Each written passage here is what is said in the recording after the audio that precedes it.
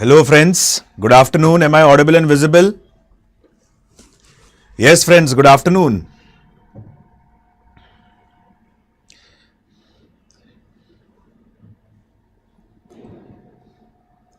Yes, Doraemon, namaskar. Yes, Madara, hi. Am I audible and visible? Somebody please ping me so that I can begin with today's session. Yes, guys. Am I audible and visible properly? Yes, somebody please ping me so that I can begin with today's session. Yes, thank you, Pawan. So guys, hello everyone. Hi, this is Alok Ojha. Welcome to StudyIQ IAS English. Today we are going to cover few Governor Generals and probably the most important ones such as Lord Dalhousie, Metcalfe, Lord Hardinge, Ellenborough and so on. Apart from this, we are going to cover important charter acts which are very important from the exam perspective.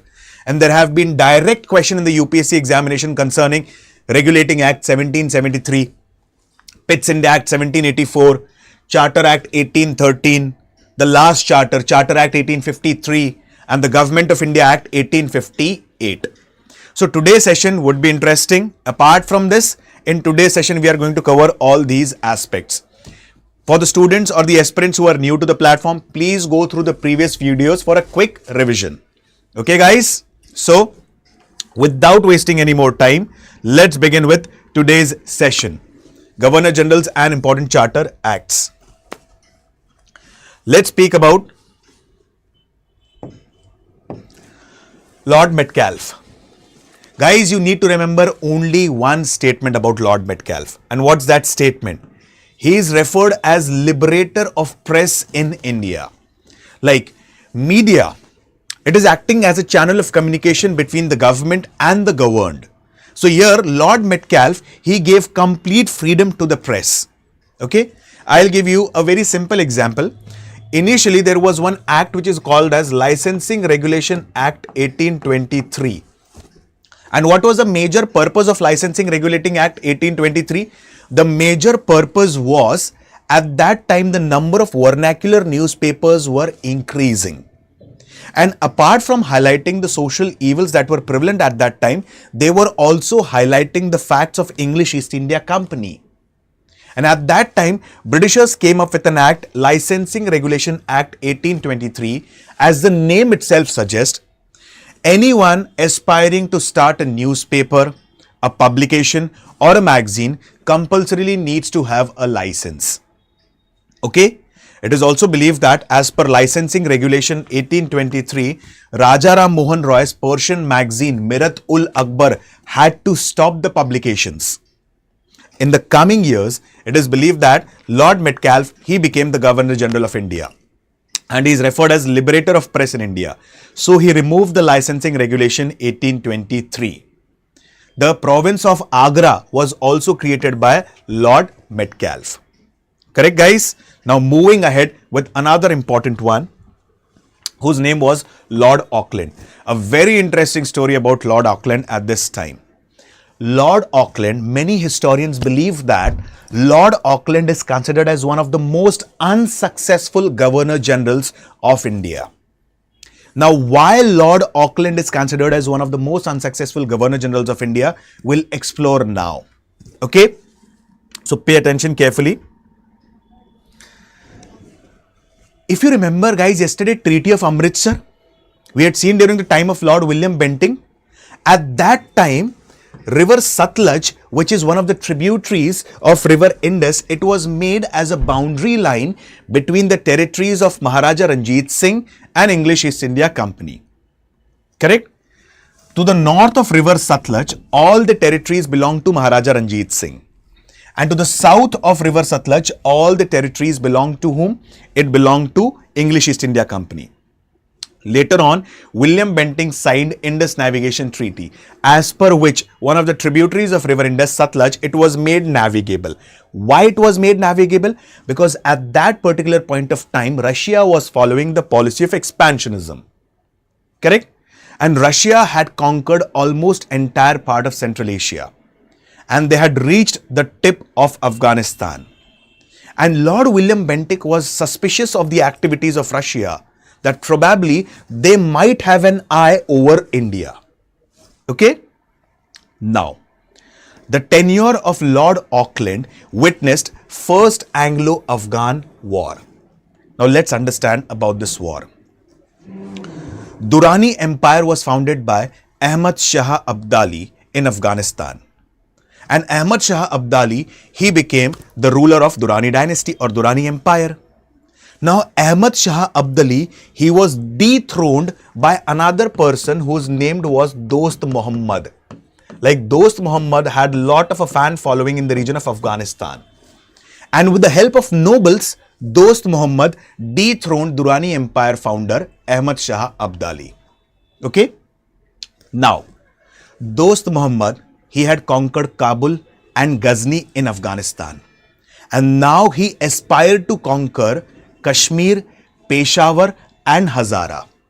Try and understand this concept, guys. Very important one. Durrani Empire was founded by Ahmad Shah Abdali. He was dethroned by Dost Muhammad. He captured Kabul and Ghazni. And now he aspired to conquer the region of Kashmir, Peshawar and Hazara. But Kashmir, Peshawar and Hazara were under Maharaja Ranjit Singh. And Maharaja Ranjit Singh was a very good friend or an ally of English East India Company. Now what happened? Dost Muhammad initially tried to acquire these regions, but Dost Muhammad was not successful. So what happened? Now Dost Muhammad, he approached Lord Auckland and he said to Lord Auckland that please support us in conquering these regions, Kashmir, Peshawar and Hazara, and please break your friendship with Maharaja Ranjit Singh. Lord Auckland tried to play a diplomatic move here. What did he say? Lord Auckland knew one thing, that Russia was a good friend of Dost Muhammad. Iranians were good friend of Dost Muhammad. So what did Lord Auckland say to Dost Muhammad? You break your friendship with Russia and Iranians, I'll break my friendship with Maharaja Ranjit Singh. See the diplomatic move that has been played by the Britishers here, correct?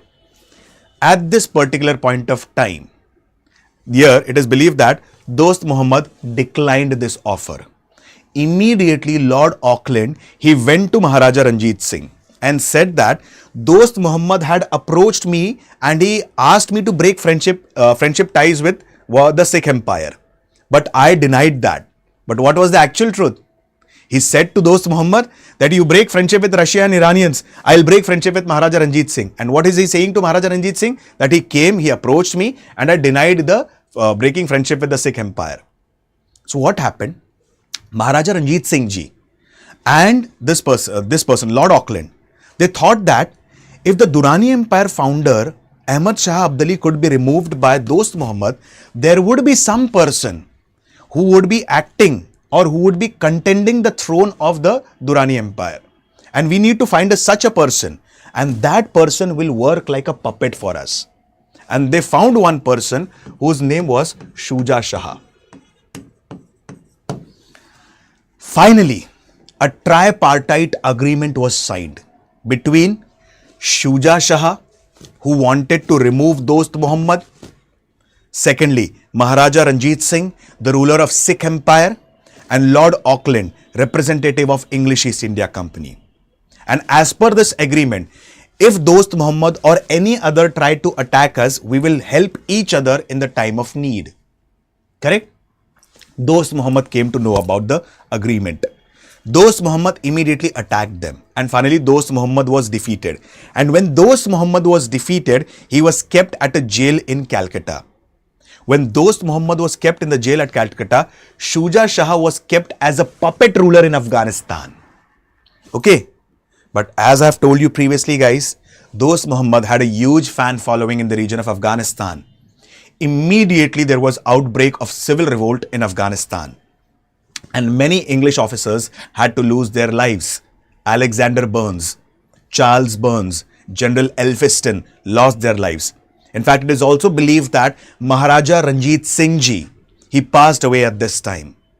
And this episodic event in the history of modern India is referred as First Anglo-Afghan War. And finally, Lord Auckland was called back. Hence, many historians do consider Lord Auckland as one of the most unsuccessful Governor Generals of India. So, First Anglo-Afghan War took place during the tenure of Lord Auckland. Please remember this fact, guys. Okay. Hope so the points are clear, guys. Any query, any doubt, any question? Yes, Apunu, hi. Roshni, good afternoon. Okay, guys. Let's move ahead. Today, Dalhousie, a very important one that we are going to study. Yes, I'll mention you one more point, guys, that many students have a question, sir, where to download the PDF from.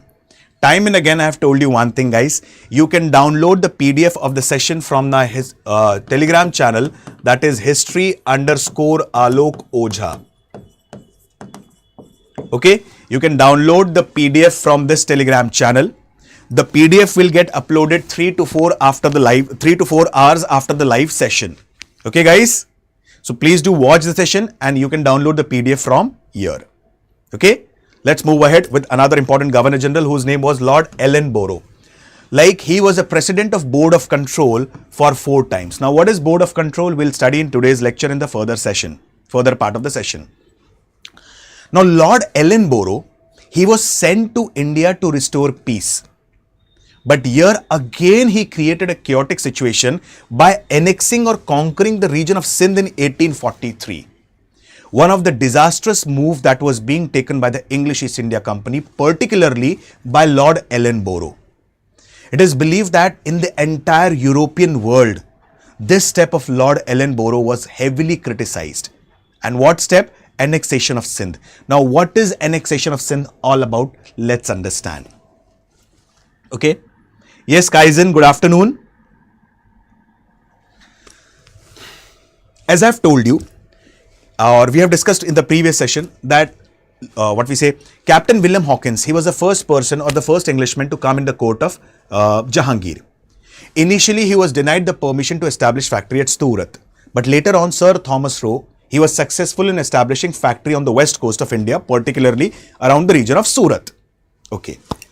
Now, later on, English East India Company had the plan to establish a factory at a place called as Sindh.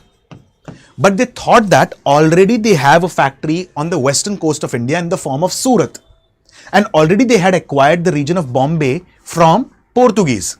So rather than investing the money for establishing factory at Sindh, why don't we spend that money on establishing factories across the east coast of India? So they did not establish a factory at Sindh. But they had a fear in their mind. If we are not establishing factory in Sindh, what will happen? Probability is that French might establish a factory at Sindh. So French, like France, was their major competitors in India, Asia, Central Asia, Southeast Asia, and so on. Like, it is also believed that Britain and France were fighting throughout the world for colonies. Hence, the battle between Britain and France is always referred a global war. Why? Since they are fighting everywhere across the world. Now, there was a fear in the mind of English East India Company that France might establish a factory at Sindh. So what did they do? During the tenure of Minto, the Governor General, Treaty of Mutual Friendship was signed between English East India Company and the ruler of Sindh. Or their rulers of Sindh were also referred as Amirs or Baluchis. So Treaty of Mutual Friendship was signed between them. Okay. And English East India Company said to the people in the Sindh, particularly the Baluchis and the Amirs, that if you require any sort of help, please feel free to ask. They did not knew this, or the basic Baluchis or Amirs did not knew this. This is again a different diplomatic move that is being played by English East India Company. Okay. Every few years, the treaty was renewed.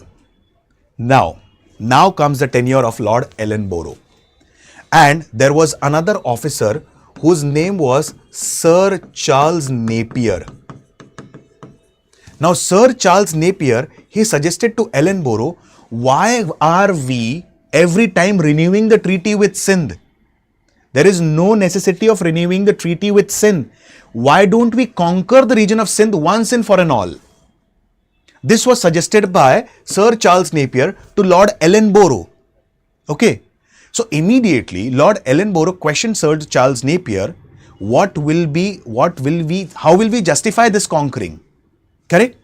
Because in the British Parliament, there would be a question, why did you conquer Sindh?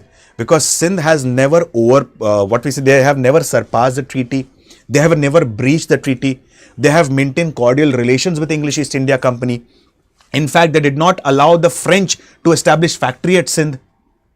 They have always maintained cordial relations with them. Now, this person, Charles Napier, said, please do not worry about this. We'll conquer Sindh and we'll be able to justify later on. Now, what happened? 3,000 European soldiers, they defeated 12,000 Baluchis. And there was a battle fought which is referred as Battle of Miani and Battle of Dobol, in which the Baluchis and the Amirs were defeated. And finally, Sindh was being annexed by Sir Charles Napier. And Sir Charles Napier sent a one-word telegram that is referred as Peccavi. Peccavi, it's a Latin word, which means I have conquered. And finally, it is believed that Sindh was being conquered during the tenure of Lord Ellenborough. This step of Lord Ellenborough and Sir Charles Napier was heavily criticized. Since this people of Sindh, Baluchis and Amirs, they have never breached the treaty. They have always been loyal to the English East India Company. On what pretext have you conquered the region of Sindh? What did Sir Charles Napier say?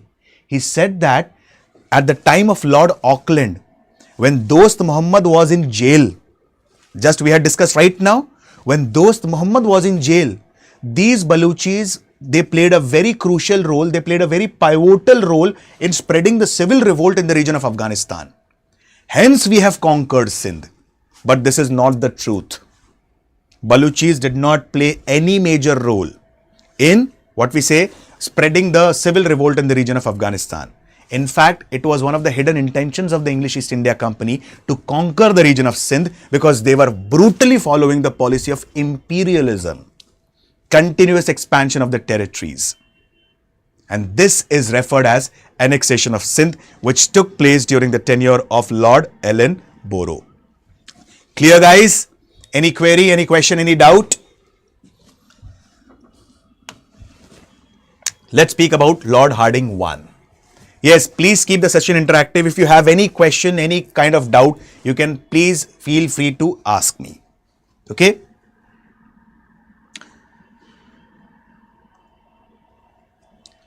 Now, let's speak about Lord Hardinge 1. Now, Lord Hardinge 1. A very important thing, let me tell you. Around the region of Chota Nagpur Plateau, there was a tribe that is referred as Kand tribe or Kond tribe or Kui tribe. Kui basically means people residing near the hills. And they had one system. And that system is referred as human sacrifice system, and particularly the name of that human sacrifice system was Maria system.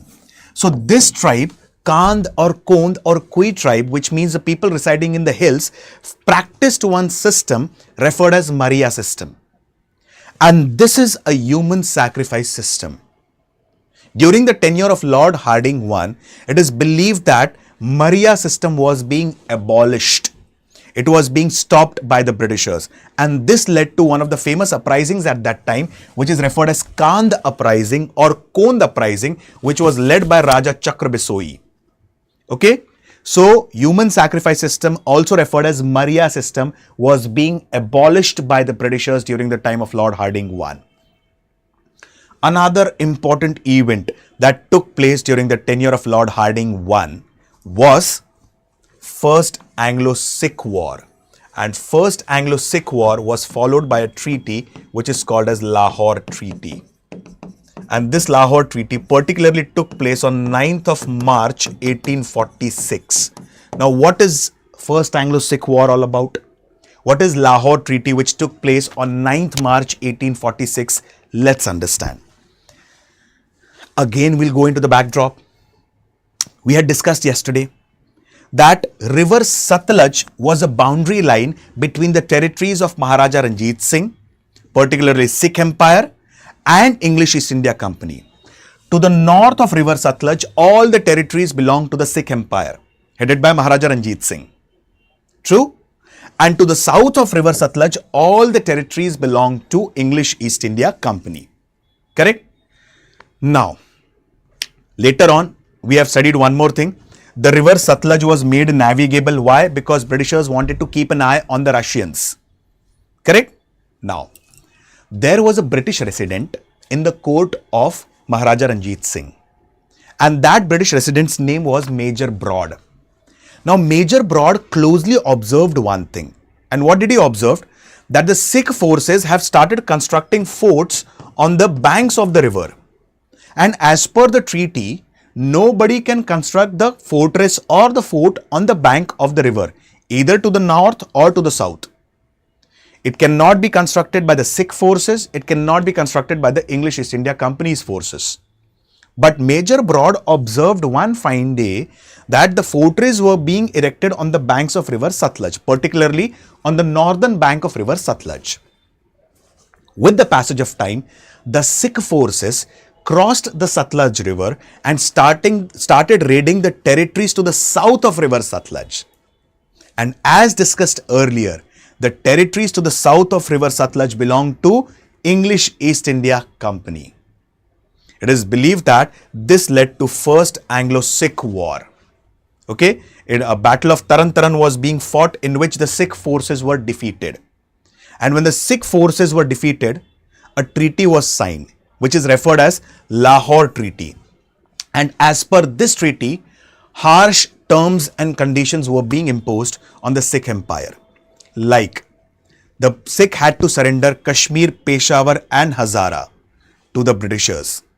Apart from this, it is also believed that the Sikh forces cannot deploy more than 20,000 cavalrymen in their army.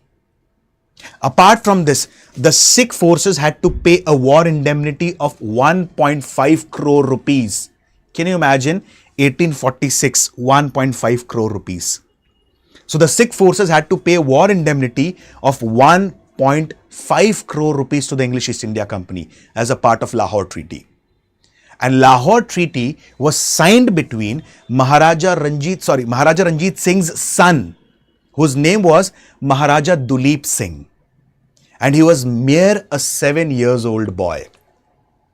So this treaty was signed between Lord Hardinge I, the representative of English East India Company, and Maharaja Duleep Singh, the younger son of Maharaja Ranjit Singh ji, who has passed away. Correct? And now Britishers said that we are only going to recognize 3 people, or in the future we are only going to interact with 3 people. First, Maharaja Duleep Singh, whom we assume as the king of the Sikh Empire. Rani Jind Kaur, mother of Maharaja Duleep Singh, whom we recognize as regent or Raj Pratinidhi. And third, Lal Singh, whom we recognize as Wazir. So this is nothing but First Anglo-Sikh War followed by Treaty of Lahore. And this took place during the tenure of Lord Hardinge I. Correct? Hope so the points are clear, guys. Any question, any query, any doubt, please let me know. Yes, Aponu, good afternoon. Yes, Aishwarya, good afternoon. Are the points clear, guys? Yes. Now let's begin with Lord Dalhousie. Again, a very interesting one. Yes, guys, please keep the session interactive. If you have any sort of doubt, please feel free to ask. Okay? Guys, as soon as the word Dalhousie comes, the first thing that crops up our mind is doctrine of lapse system. True. But do you know one more important fact? Apart from doctrine of lapse system, Lord Dalhousie is also credited with creation of 2 more systems. One is non-regulation system and second is guarantee system. So particularly speaking, Lord Dalhousie is known majorly for 2 to 3 systems. Non-regulation system, guarantee system, and the third one is doctrine of lapse system. Correct? Now let's understand about all these systems, the works done by Lord Dalhousie, the youngest Governor General. Okay. Yes, Shri, good afternoon. Lord Dalhousie, he is considered as the youngest Governor General, and he became the Governor General at the very young age of 36. His original name was James Andrew Ramsay. Okay. So he initiated non-regulation system. What is non-regulation system all about? Let's understand. As discussed earlier, Britishers were continuously following the policy of expansionism. They were following the policy of imperialism, and they were continuously increasing their territorial boundaries. Now what happened? There were three major presidencies: Bombay, Bengal and Madras. If any territory was being acquired, it was added into these respective presidencies. For example, if any particular territory is acquired in southern part of India, it was added into Madras presidency. If any territory was acquired in the northern part of India, it was added into Bengal presidency. Or for that sake, if any territory is acquired in eastern part of India, it was added into Bengal presidency. Now, Bengal presidency, it is believed that it became quite big, and it was not possible for a single Governor General to manage the administration of the entire big Bengal presidency. So what did Dalhousie do? He came up with a new system which is referred as non-regulation system. Under this system, if any territory is acquired, a commissioner would be appointed for that territory. And the commissioner would be directly reporting to whom? The governor of that respective territory or presidency. And such a system is referred as non-regulation system. I repeat the points again. If a territory has been acquired, a commissioner would be appointed for that particular territory. Okay? And this commissioner, he would be directly reporting to the governor or the Governor General of the respective presidencies. And such a system is referred as non-regulation system, which came up during the time of Lord Dalhousie. Another important system, that is guarantee system. And particularly, guarantee system was associated with the process of development of railways in India. Okay? Now, what is guarantee system all about? Let's understand. I'll explain you with the help of a simple example so that it becomes quite easier for you to understand this concept. Now, what is guarantee system all about? Let's understand. Suppose I am one of the investors. Now, Britishers are seeking my help, or English East India Company is seeking my help in the form of investment. And now English East India Company is saying to me that invest 100 rupees for next 20 years in India for development of railways. Okay. Now I invested 100 rupees in India for next 20 years. Now English East India Company has given me a guarantee. And what guarantee has they given me? That every year we are going to give you 5% minimum interest return. Minimum. Okay. And we will give this interest return to you for the next 20 years. And after 20 years, after paying the principal amount, we will purchase the railways from you. And this system is called as guarantee system. I'll repeat the points again. Please listen to me carefully. A very important concept. As an investor, I have invested 100 rupees on railways in India. And I have invested that 100 rupees for a period of 20 years. Now, English East India Company has promised me, they have given me a guarantee that every year they will give me minimum 5% interest return on my investment. And they will give me this return till how many years? For the next 20 years. So on 100 rupees, what is the interest rate? 100. And after 20 years, by paying the principal amount of rupees 100, they will purchase the entire railways from me. And this system is referred as guarantee system, which was being initiated by Lord Dalhousie. So in general, they are going to pay me rupees 200. 100 as a principal amount and 100 as an interest. Correct? So this system for the development of railways is referred as guarantee system, which came up during the tenure of Lord Dalhousie. Okay. Guys, as soon as the word railways come, again the first thing that crop up in the mind of every aspirant is Lord Dalhousie. Correct? Let me make it to you very clear, guys. For the first time, passenger railways came down during the time of Lord Dalhousie. I repeat, for the first time, passenger railways came up during the time of Lord Dalhousie. Okay. What about the other railways? Railways started developing in India around 1832 itself. It is believed that the process for development of railway was being proposed in 1832. Later on, around 1837, 1838, 1839, it is believed that in the region of South India, in the Red Hills, for transportation of granite, the railways were being developed. Later on, there was establishment of major railway companies like Peninsular Indian Railway and East Indian Railway companies during the time of Lord Auckland, after 1844 itself.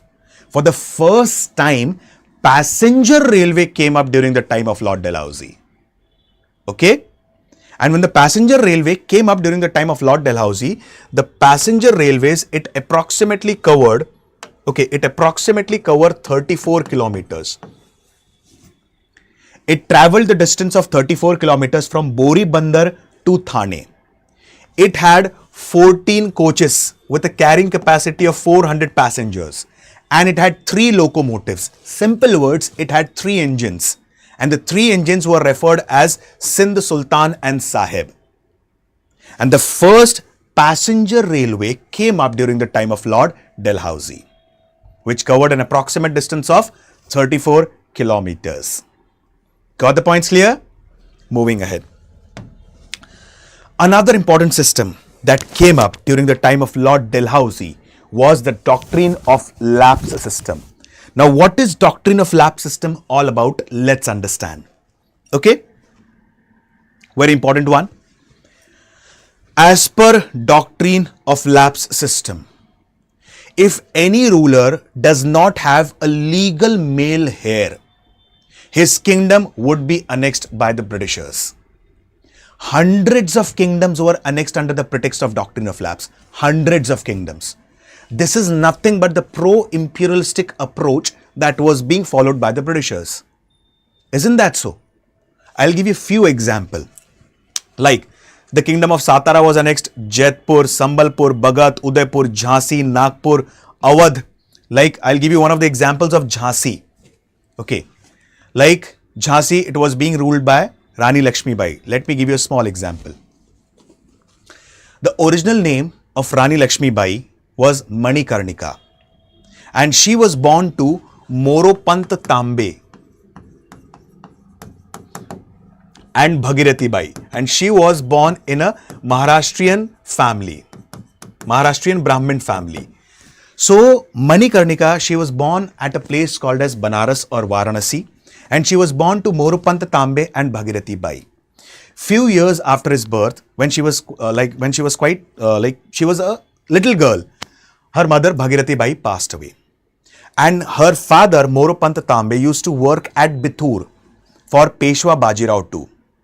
Now Moropant Tambe, along with his daughter, that is Manikarnika, he moved towards Kanpur. Right from the birth itself, she was expert in horse riding, fencing, archery, shooting. It's also believed that Pawan, Badal, Sarangi were the name of the horses of Manikarnika. At the very young age of 14, she was married to Maharaj of Jhansi, whose name was Gangadhar Rao. And from now onwards, Manikarnika was referred as Lakshmi Bai. After few years of marriage, they were blessed with a son, whose name was Damodar Rao. But unfortunately, Damodar Rao passed away after 3 months of his birth. And this completely shook Lakshmi Bai and his husband Maharaja Gangadhar Rao. Now Maharaja Gangadhar Rao, he adopted his cousin's son, and he renamed his cousin's son as Damodar Rao, since his first child's name was Damodar Rao. Okay? After some time, unfortunately again, Maharaj Gangadhar Rao passed away. And at that time, Lord Dalhousie was the Governor General of India. He had come up with the policy of doctrine of lapse. And as per this policy, if any ruler does not have a legal male heir, his kingdom would be annexed by whom? By the Britishers. Correct? Damodar Rao was an adopted son of Maharaja Gangadhar Rao and Rani Lakshmi Bai. Rani Lakshmi Bai said to the Britishers, "मैं अपनी झांसी नहीं दूंगी. I won't give my Jhansi to you." Correct? She sent a lot of requests, but this was not being accepted. Finally, Captain Huge Rose conquered the region of Jhansi. And she fought valiantly, courageously, bravely against the mighty British forces. You can also find the mention of Rani Lakshmi Bai in the folklore of Bundelkhand. You might have heard about this beautiful poem. Bundele हर बोलो की मुंह सुनी हमने कहानी थी, खूब लड़ी वो मर्दानी, वो तो झांसी वाली रानी थी. A beautiful poem associated with Rani Lakshmi Bai. So, the conquest or the annexation of Jhansi, this was another event which depicts that Britishers followed the policy of imperialism. Correct? Another important example, Awadh. The region of Awadh, it was being ruled by Nawab Wajid Ali Shah, and in fact, he had a legal male heir whose name was British Qadir. But still Britishers, in the name of doctrine of lapse, they annexed the kingdom of Awadh. And why did they annex the kingdom of Awadh? They annexed the kingdom of Awadh on the pretext of maladministration or misrule. You are not able to administer the region properly, hence we'll conquer this region and administer it properly. This simply highlights again the pro-imperialistic approach that was being followed by the Britishers. Correct? Apart from this, Dalhousie, the first telegraph line, the telegraph line was from Agra to Calcutta, which covered approximately 900 miles. Shimla, it was made as a summer capital of India during the time of Dalhousie. Apart from this, the modern postal system can be credited to the Dalhousie. Gorkha regiment came up during the time of Dalhousie. The artillery was shifted from Calcutta to Meerut during the time of Dalhousie. And the first commission associated with education system is Charles Wood Commission, also referred as Wood's Dispatch. The recommendations of Wood's Dispatch form the basis for future coming commissions or further coming commissions, particularly related to education. Hence, Wood's Dispatch is also referred as Magna Carta of English education in India. And Wood's Dispatch, they came up during the time of Lord Dalhousie. Lord Dalhousie's tenure also witnessed one more important thing, and that was Second Anglo-Sikh War.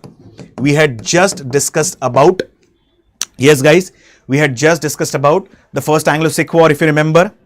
Now what happened in Second Anglo-Sikh War? And actually Britishers were waiting for this opportunity. And what is this all about? After First Anglo-Sikh War, we had seen that Britishers had signed a treaty with Maharaja Duleep Singh, the son of Maharaja Ranjit Singh Ji. And as per the treaty, they had to pay a war indemnity of 1.5 crore rupees. Apart from this, they had to surrender Kashmir, Peshawar and Hazara to the English East India Company. Their forces cannot exceed 20,000 cavalrymen. Okay. Now, in the court of the Sikh Empire, a British resident was kept. His name was Major Henry Lawrence. After some time, Major Henry Lawrence, he had to face certain diseases. And to cure his diseases, he had to go to London. Now, before going to London, he gave the entire administration to a lawyer whose name was Frederick Curie. So, Major Henry Lawrence, he went to London, and in his place, now in the court of the Sikh Empire, there was a lawyer, British lawyer, whose name was Frederick Curie. Now, one fine day, Frederick Curie was going through the accounts, and he observed that there was a Diwan whose name was Diwan Moolraj. He has not paid the taxes for many years. He sent few Englishmen to Diwan Moolraj and asked him to justify that why didn't you pay the taxes. It's believed that these Englishmen were not only beaten up, by Diwan Mulraj and his forces, they were also being killed. Immediately, the killing of these English officers' news reached to Dalhousie. And Dalhousie, he declared war on the Sikh Empire. Finally, Maharaj Duleep Singh was abducted. Lal Singh the Wazir, he was being killed. Rani Jind Kaur, the regent or Raj Pratinidhi, she was being imprisoned. And the Kohinoor diamond was taken from the Sikh Empire. And it was given to the English East India Company. And English East India Company gave this to the British Crown. So all these things majorly occurred during the tenure of Lord Dalhousie. I'll repeat all the things within next 30 seconds. Please have a pen and paper along with you so that you can note down the important things. First thing, non-regulation system, wherein a commissioner would be appointed for a newly acquired territory. Guarantee system associated with development of railways in India. Doctrine of lapse system, and hundreds of kingdoms were annexed under the pretext of doctrine of lapse. First passenger railway line, Boribandar to Thane, which approximately covered 34 kilometers. First telegraph line, 900 miles, Agra to Calcutta. Shimla was made as the summer capital of India. Gurkha regiment came into force. Artillery was shifted from Calcutta to Meerut. The first commission related to education system came up during the time of Dalhousie, referred as Wood's Dispatch, also referred as Magna Carta of English Education in India. Okay, Second Anglo-Sikh War took place during the tenure of Lord Dalhousie. These are the important governor generals. Hope so the points are clear, guys. Any query, any doubt, any question? Good afternoon, Ranjan.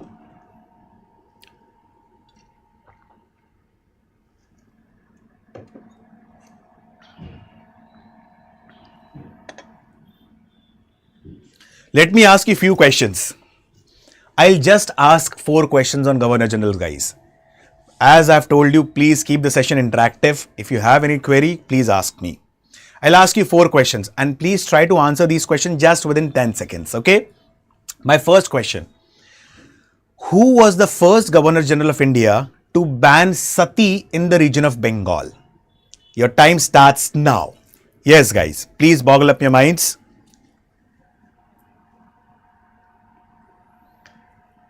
I'll give you a hint. He was also the first Governor General of India. Yes.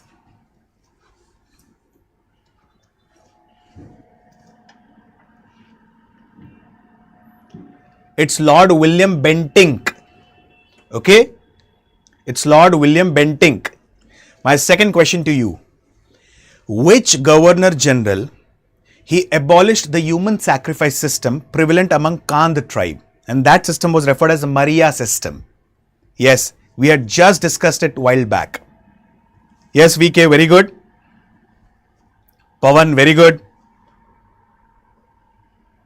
Yes, fast.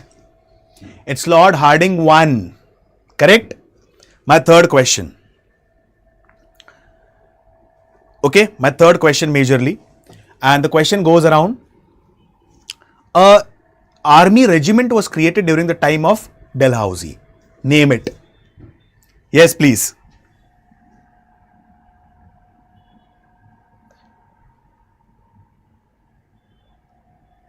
It was referred as Gurkha Regiment. And my last question. English East India Company during the time of Lord Dalhousie, they had come up with a system particularly related to the railways. What was that system referred as? Yes. Yes, guys, we have discussed the system in quite depth and detail. Guarantee system. Okay? Yes, guys. Now, let's move further without wasting any more time. Okay? Now, the session would be more of half an hour. Won't be a much lengthier session. Please pay attention carefully. I'll give you one more information, guys, and that is till 7th of March, there are openings for one of the batches called a Sampurna batch. Okay? You can get all the information of the Sampurna batch on the website of StudyIQ. Here, it covers Prelims Residential Program. If you qualify the Prelims, entire fees would be refunded to you. Okay. Apart from this, there are also mains answer writing program which is included in the Sampurna batch. So you can go through the website of StudyIQ and you will get all the relevant information about the Sampurna batch. Okay. Seats are filling faster. To avail the benefits of this, please visit the website. Okay. Now let's move on with important charter acts. Regulating Act 1773, first one.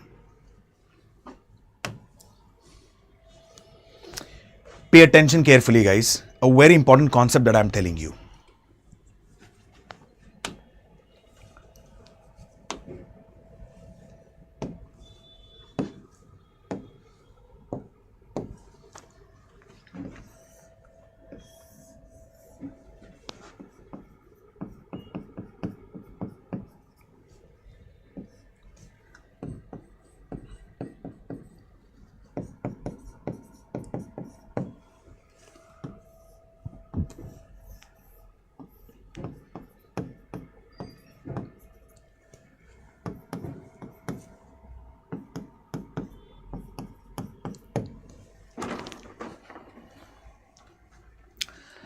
As discussed earlier, there were three major presidencies, correct? Bombay Presidency, Bengal Presidency and Madras Presidency. Regulating Act 1773. As per Regulating Act 1773, there were three presidencies and there were respective governor for every presidency. Like there was governor of Bombay and he was designated as governor of Bombay. There was governor of Madras and he was designated as governor of Madras. But the governor of Bengal was designated as Governor General of Bengal as per Regulating Act 1773. As discussed earlier, English East India Company, it's a joint stock company. It's a shareholders company. And initially, there were 125 shareholders in the company. And these 125 shareholders were referred as Court of Proprietors. Now, what is proprietors? Even I have a share in the company. Okay, that is proprietors. Now, these 125 shareholders, among themselves, they will choose 24 as Court of Directors who are going to frame rules and regulation for the company. Okay, pay attention carefully. English East India Company, it's a joint stock company. It's a shareholders company. Now, these 125 shareholders among themselves will choose 24 who are going to frame rules and regulations for the company. Correct? And they are referred as Court of Directors. Got it? Who is going to become the governor of Bombay? Who will be the governor of Madras? Who will be the Governor General of Bengal? Who is going to decide? This would be decided by Court of Directors. Okay? As per Regulating Act 1773, Supreme Court was established at Fort William in Bengal. And in Supreme Court, there was one Chief Justice and 3 other judges. The first Chief Justice of the Supreme Court was Sir Elijah M.P. I repeat, the first Chief Justice of the Supreme Court was Sir Elijah M.P. Clear till here? Now, the Governor of Bengal was designated as Governor General of Bengal. Now, Governor General of Bengal, he was assisted in performance of his duties by 4 members. And this is referred as Governor General's Executive Council. Clear? Like some members were Richard, George Manson, Richard Barewell. These are some of the members of the Executive Council. The first Governor General of Bengal was Lord Warren Hastings. Correct? As per Regulating Act 1773, it was decided that the company's charter would be revised every 20 years. And this is majorly about the Regulating Act 1773, which came up during the time of the Prime Minister Lord North. Okay?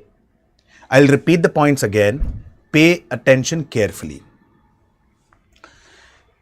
As per Regulating Act 1773, there were 3 major presidencies: Bombay, Bengal, Madras. There were respective governors for every presidency and, okay, Governor of Bombay and Madras, but Governor of Bengal was designated as Governor General of Bengal. The first Governor General of Bengal was Lord Warren Hastings. Lord Warren Hastings was assisted in performance of his duties by an executive council consisting of 4 members. Okay? As discussed earlier, English East India Company was a shareholders company. 125 shareholders were referred as court of proprietors, and these 125 shareholders among themselves chose 24 who are going to frame rules and regulations for the company. They are referred as court of directors. Correct?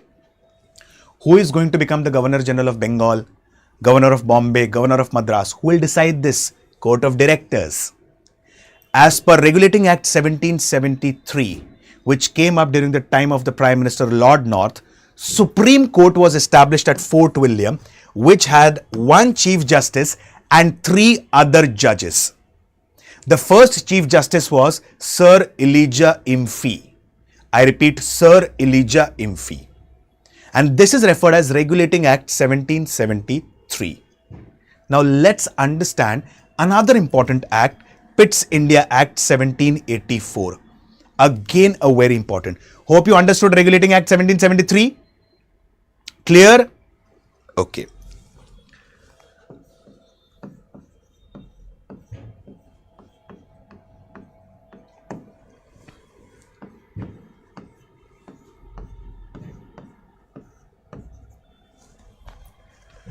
Pitt's India Act 1784. My one question to you guys. Suppose an examination is being conducted in your class. Okay? There are 100, 200 students in the class. There is no camera in the class. There is no external invigilator in the class.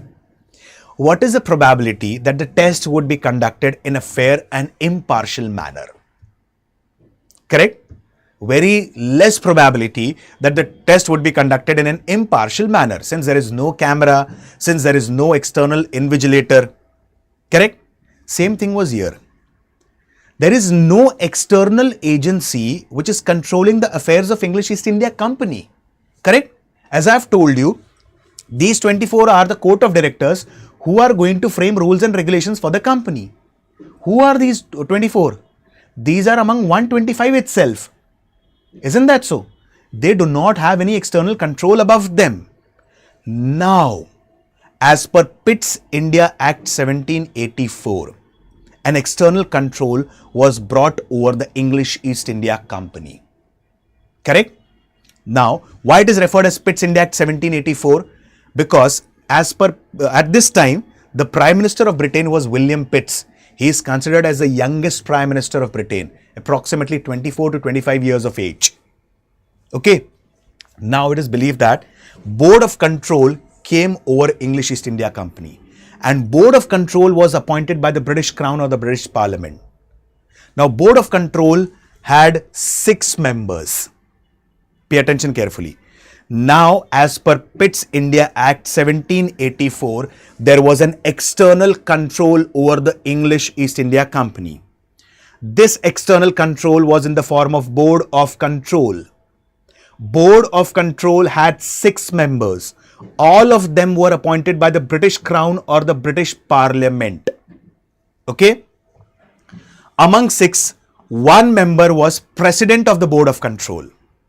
Second member was Chancellor of the Exchequer, and 4 members were the members of Privy Council. They were the Privy Councillors. Who are Privy Councillors? These are the personal advisors to the British monarch. So, Board of Control had 6 members. 1 was the President of the Board of Control. Some also referred to him as Secretary of State.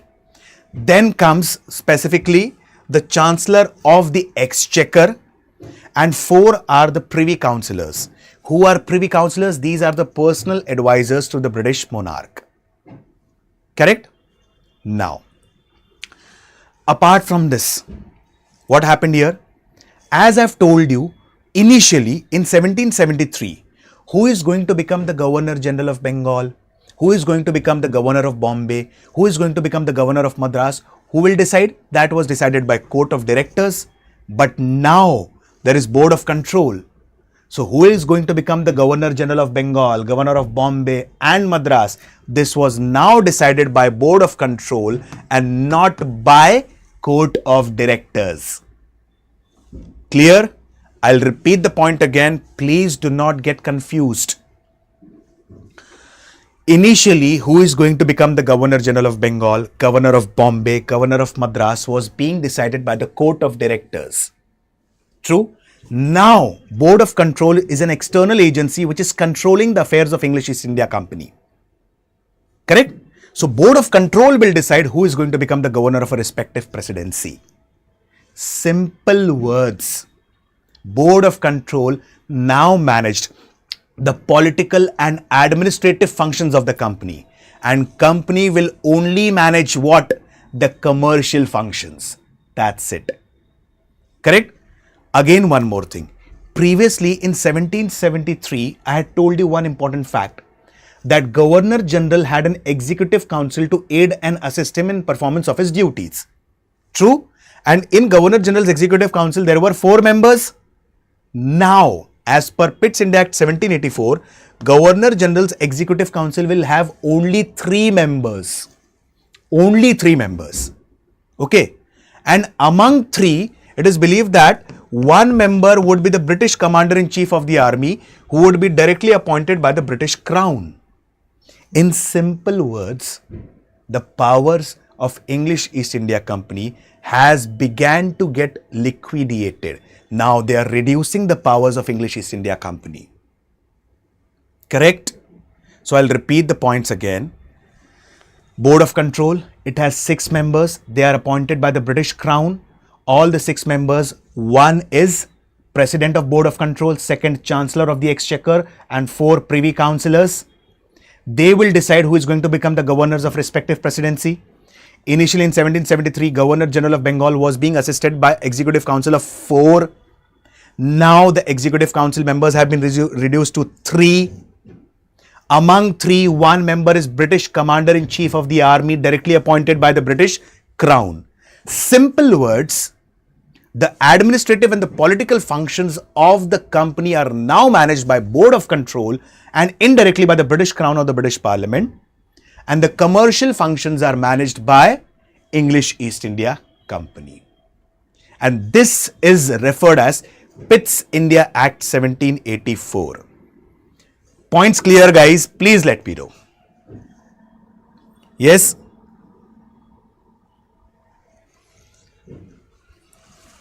Yes, guys, are the points clear? This is the explanation. You will get everything in the PDF. For the students who have doubt where to download the PDF from, you can download the PDF from my Telegram channel, history_Alok Ojha. Okay? This is the explanation. What I've explained. Things are clear, guys? Okay. Okay, Nivedita.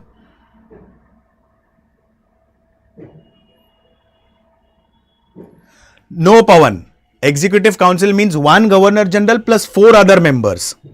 Later on, in 1784, 1 Governor General plus 3 other members. Clear now? They are going to make law and they are going to also interpret that law. They are also going to execute that. Correct? In simple words, this Executive Council is working like in the coming years. I'll tell you about the Legislative Council. Then I'll explain you that. Don't worry about this. Okay. Clear, Pawan? Any query?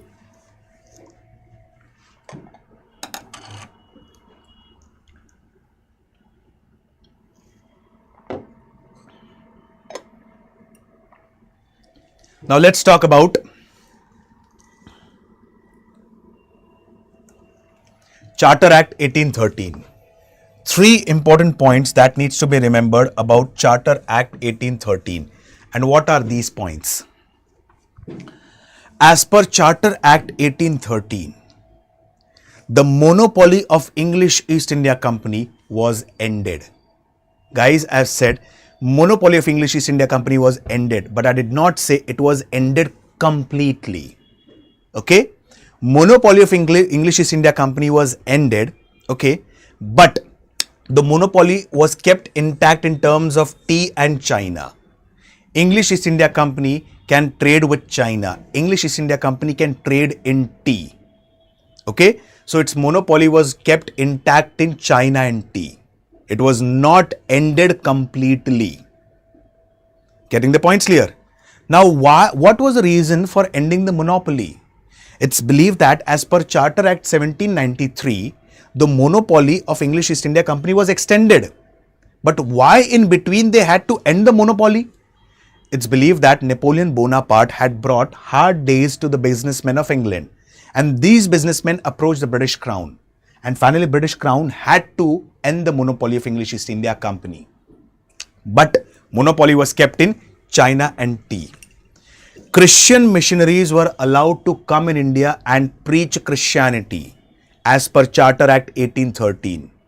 Okay? Preaching Christianity is one part of the thing, but there cannot be forceful conversion into Christianity. One of the major reasons for revolt of 1857 was also the forceful conversions. How? I'll give you one of the small example. In the coming years, Britishers will come up with an act which is called as Religious Disabilities Act 1850. And as per this act, if anyone has to inherit his ancestral property, he needs to accept Christianity. Otherwise, he cannot inherit the ancestral property as per Religious Disabilities Act 1850. This became one of the prime causes for revolt of 1857 as well. I'm not saying this was the only cause. This was one of the causes. Correct? So Christian missionaries were allowed to come in India and preach Christianity as per Charter Act 1813. Third important thing. Initially, Britishers were not at all interested in educating the Indians. Why? Because it is quite easier to rule over the people who are illiterate. But why now these people are interested in educating the Indians? Because now they require people of educated class who are going to interact with the people at the grassroots level. Correct? Hence, as per Charter Act 1813, it was decided by the English East India Company that every year they are going to spend rupees 1 lakh for the purpose of education. In the coming years, there would be a controversy, Anglicist Orientalist controversy. Few like Bushby, Colvin, Saunders, they believe that Indians should be given education only in English language. Why? Because they stated that we want Indians by blood and color of their skin, but by their manners, morals, etiquettes, they should be complete Englishmen. On the other hand, Orientalists believe that the initial education should be imparted in the vernacular language, in the local language, and the higher education should be given in English language. So this controversy is referred as Anglicist Orientalist controversy. Okay? So there are 3 major clauses that you guys need to remember about Charter Act 1813. The first clause, that is, monopoly of English East India Company was ended but not completely. It was kept intact in 2 things, tea and China. Second thing, Christian missionaries were allowed to come in India and preach Christianity. Third thing, every year English East India Company will spend rupees 1 lakh for the purpose of educating Indians. Clear? Any query, any doubt, any question, guys? Yes? Yes, Nivedita. COD, forget about COD. The entire company now had only commercial functions. They majorly did not had political functions now. Clear?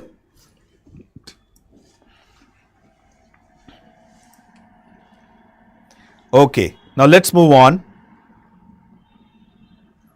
with Charter Act 1833. Charter Act 1833 is also referred as St. Helena Act 1833. Why St. Helena?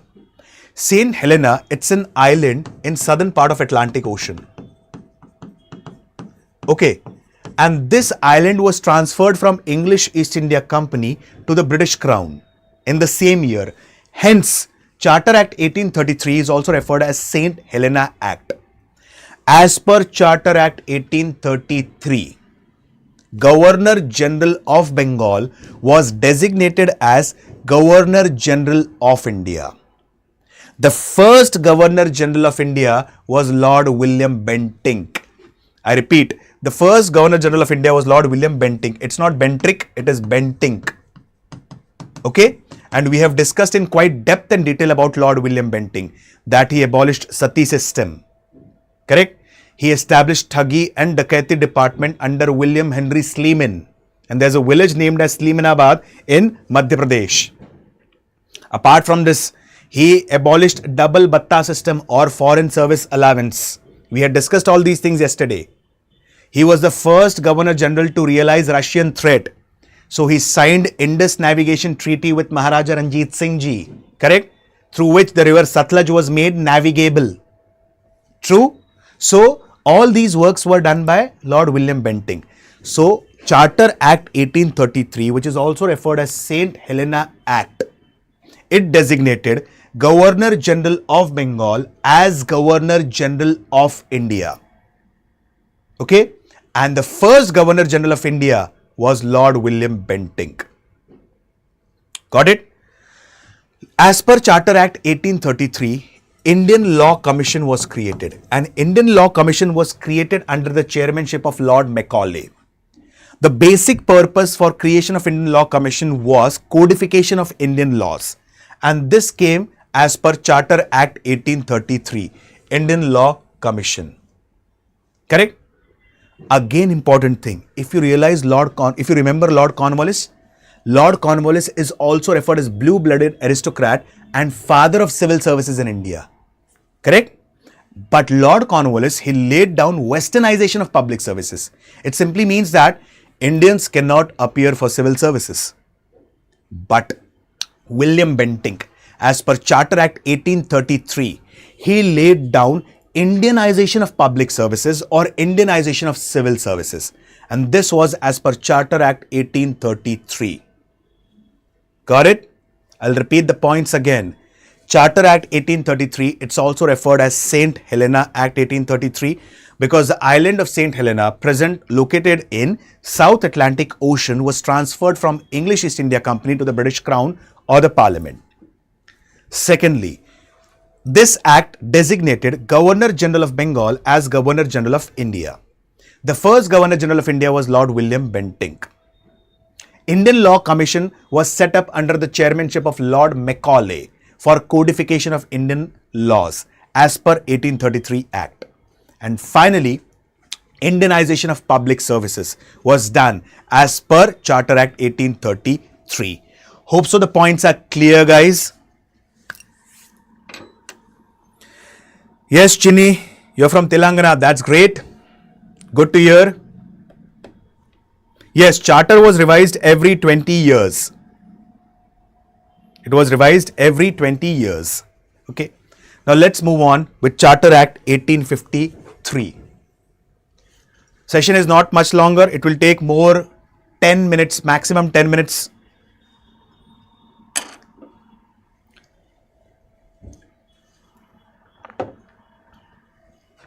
Let's understand about Charter Act 1853.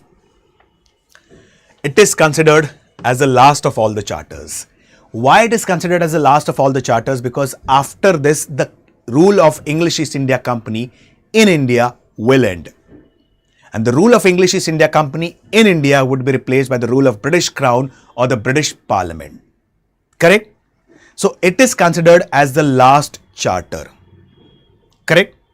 As per this Charter Act 1853, as we had discussed earlier, that there were 125 shareholders who were referred as Court of Proprietors and there were 24 who was referred as Court of Directors. Now, the number of Court of Directors has been reduced to 18 from 24 as per Charter Act 1853. Apart from this, the legislative and the executive function of the Governor General's Council were separated. Correct? I'll give you a small example. Governor General and his Executive Council will frame the law. They will execute the law. To what extent this is actually good?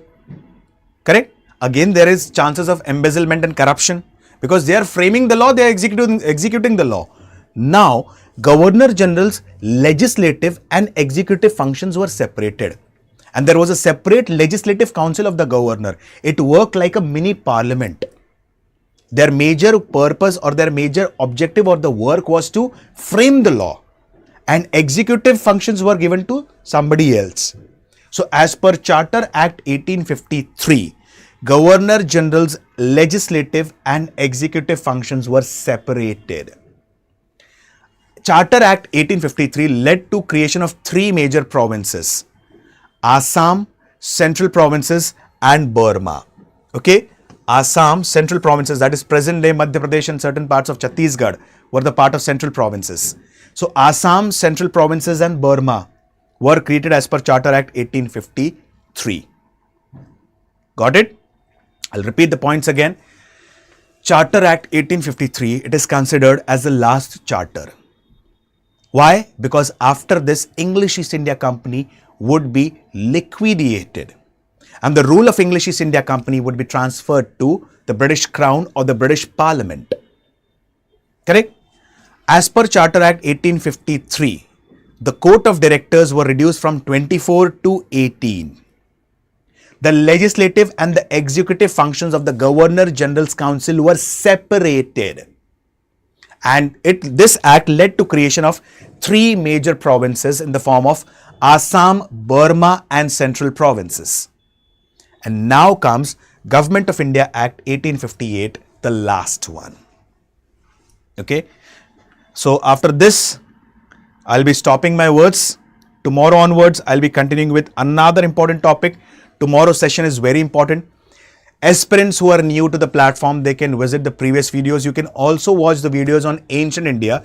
There are 16 to 17 videos on Ancient India, on major topics like Indus Valley Civilization, prehistoric culture, Vedic civilization, Mauryan Empire, Gupta Empire, Sangam Age and so on. So you can go through the videos of Ancient India. Okay. Government of India Act 1858. Revolt of 1857. It is not just because of one cause. There are multiple factors that played a crucial role in Revolt of 1857. Hence, Revolt of 1857, it is an amalgamation of different factors. There was no single entity in India that was not being exploited by the policies of the Britishers. Rather it be the peasants, rather it be the common man, rather it be the artisans. Like, I'll give you a few examples. Now, Britishers had implemented few systems like Zamindari system, Rayatwari system and Mahalwari system. All these systems we are going to see in quite depth and detail in the future sessions. So, all these systems are related to land revenue system.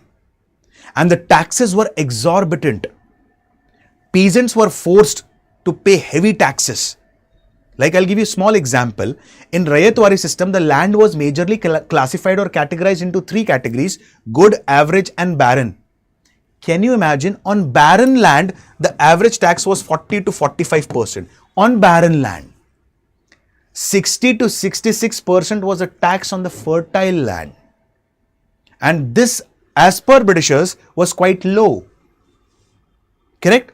So, particularly speaking, everyone was being exploited by the policies of Britishers. Certain policies were like, it was felt that we people were getting Christianized. I had given you one of the examples. Religious Disabilities Act 1850, as per which a person who is not converted into Christianity cannot inherit his ancestral property. True. General Service Enlistment Act. And one of the major reasons for the spark of revolt of 1857 was introduction of Royal Enfield rifle or Queen's Enfield rifle. It's believed that the cartridge needs to be broken by the teeth, and it had a coating which was made of the fat of cow and pig. Cow, it's sacred to Hindus, and pig, it is taboo to Muslim. It is believed that at Behrampur, the entire unit, it declined to use these greased cartridges. Entire unit was court-martialed. And the news reached Meerut. And when the news reached Meerut, it is believed that General Greg Anson, he went for an inquiry. And after that, the news reached Barakpur. There was a soldier of the British Indian Army at that time who went on a rampage of the 34th Bengal Infantry. His name was Mangal Pandey. After some time, on 8th April 1857, Mangal Pandey, he became the first martyr of Mother India. Later on, Isrul Pandey, on 11th April 1857, he became the second martyr of Mother India. And the martyrhood of Mangal Pandey and Isrul Pandey spread like a wildfire in the entire northern part of India. 85 sepoys from the region of Meerut, they moved towards Delhi by giving the slogan or shouting out the slogan, Dilli Chalo.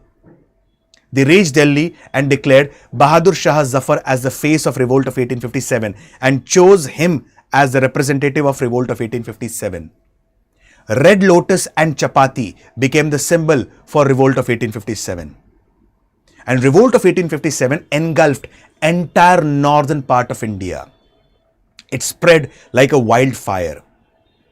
Britishers followed a very brutal policy in suppressing the revolt of 1857. Correct? I had given you one of the examples yesterday, one of the episodes which is hidden in the books of history, Bawan Imli episode. 52 revolutionaries were hanged on a tamarind tree for the next 37 days to create a deterrence in the mind of the people. And this incident took place in Uttar Pradesh. And this incident is referred as Bawan Imli episode. This simply highlights one important thing, that the policy followed by the Britishers in suppressing any particular movement is quite brutal. And at this particular point of time, the power was transferred from English East India Company to the British Crown.